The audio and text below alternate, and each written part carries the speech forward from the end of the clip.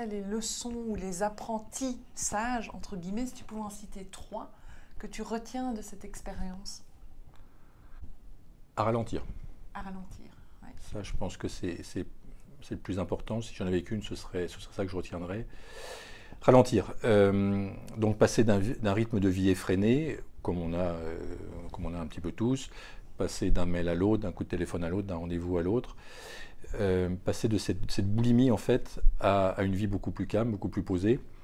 Et l'exemple concret, voilà, entre deux rendez-vous, eh bien, je prends un temps de pause. Entre deux coups de téléphone, je prends un temps de pause, un temps d'absorption un petit peu de ce qui s'est passé. Une autre clé, ça serait la présence. Plus de présence. C'est-à-dire qu'en voilà, en entretien, je suis complètement présent à toi, Vanessa. Alors qu'il y a encore quelques années, mon esprit voguait d'un point à l'autre.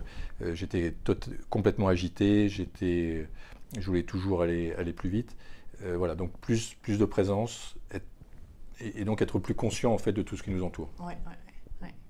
Donc en effet, si je résume ce que tu as dit dans tes 3 grands points, c'est ralentir, c'est développer cette présence et cette conscience pour ne pas être justement dans ce pilotage automatique. Hein. On peut avoir parfois cette impression d'être dans un hamster. Ouais. Et par rapport à justement ces différents enseignements quelque part que la vie t'a peut-être amené de façon un petit peu brutale, j'appelle ça souvent les cadeaux mal emballés de la vie, on a ce point commun aujourd'hui, c'est que avec une expérience qui est totalement différente, moi j'aide aussi les nouveaux entrepreneurs à justement entreprendre avec plus de conscience, parce que j'ai été moi-même beaucoup dans le pilotage automatique, donc je me retrouve très fort dans ce que tu partages aujourd'hui. Mais là où ça m'interpelle, c'est que ce sont des conseils de ralentir, d'être dans la présence, dans la conscience. Quand on démarre, bien, on a envie que les choses aillent vite, que ça ait du résultat rapide, et de vivre et de vibrer à 100% de ses passions. Et donc, je suis interpellée du premier conseil que tu transmets pour justement avancer aussi quand on entreprend et qu'on démarre sa première activité quelque part. Alors, je ne dis pas que tout est parfait encore chez moi, parce qu'on a en effet un point commun avec Vanessa, c'est qu'on développe nos activités sur le web, sur Facebook et autres. Et c'est vrai que de temps en temps, je retrouve cette boulimie. Je me dis, allez, je vais repartir à fond. Mais à chaque fois que je repars à fond, ça ne donne pas grand-chose. Alors que quand je prends un temps, quand je me pose davantage, voilà, là, je suis vraiment où je dois être. Et c'est beaucoup plus fluide et ça se passe beaucoup mieux. Ouais. J'ai été longtemps une boulimique, je dirais, de la connaissance. Ouais. Et j'ai lu dans ton article où tu as écrit, il y avait un article dans l'Express où tu partageais vraiment la boulimique d'activité. Et c'est ce qui m'a aussi, j'étais interpellée parce que l'audace est quelque chose qui est difficile pour moi. C'est quelque chose où je sens que j'ai à développer justement cet aspect. Donc je ne suis pas du tout dans la boulimique d'activité, c'est plutôt l'inverse. Et toi, tu t'es retrouvée au fond, on était un peu dans les deux extrêmes quelque part pour retrouver une forme d'équilibre. Et là, en fait, ce qui m'interpelle, c'est que ce point commun qui est vraiment entre les deux, quelque part, c'est la présence. Oui. C'est ce qui permet de chaque fois revenir à l'instant que l'on vit, alors que c'est facile d'être dispersé aujourd'hui par Internet, par Facebook, par les réseaux. Et donc, l'audace...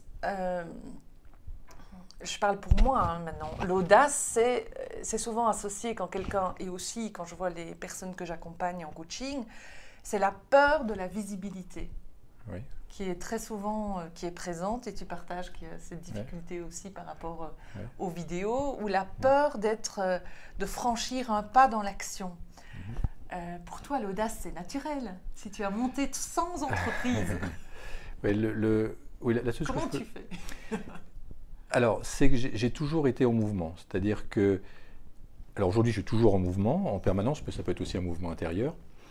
Je crois que l'idée c'est, voilà, toujours être dans l'action, pas dans les boulimies, ça je pense que c'est pas une bonne chose, mais toujours être dans l'action, toujours être dans le mouvement et avancer un petit pas par petit pas. Je pense que pour moi ce qui est important c'est d'avoir une vision, un but qui est important, donc un pourquoi, une lumière, enfin ce qui nous porte en effet, qui est important.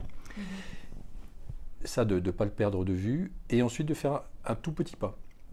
Un tout petit pas. Je ne sais pas si je peux. Si par exemple on crée son site internet, eh bien voilà, le premier petit pas, je décide de faire un site internet. Premier petit pas, je cherche un prestataire. Voilà. Et ça, moi, je me fais des listes. D'accord. Tu fais ta to-do list. Oui, on peut dire ça comme ça. Mais, et ce qui fait que je suis toujours dans des petits pas. Donc, j'appelle un prestataire, je prends rendez-vous avec lui. Ensuite, je prends rendez-vous avec un photographe si on a besoin de photos. Et, voilà. Et petit à petit, on avance comme ça. Si l'objectif est trop grand, en fait, souvent, ça peut nous bloquer dans l'action. Oui. Donc voilà, c'est ça que je pourrais dire, c'est commencer petit pas par petit pas, mais surtout, soyons en mouvement. Soyons en mouvement surtout. Parce que quand on attend, après il y a le mental qui se met en route, après on commence à culpabiliser, on commence à se poser des questions, et là on est bloqué. Oui, donc c'est finalement être dans le mouvement, dans la juste attention quelque part, par rapport à ce qu'on met en place. Et ce que tu partages, c'est le minuscule petit pas, parce qu'on ne peut pas manger l'éléphant. Ouais. On doit le découper en tranches. Excusez-moi pour la métaphore. C'est ça. C'est ça, Vanessa, ouais. D'accord.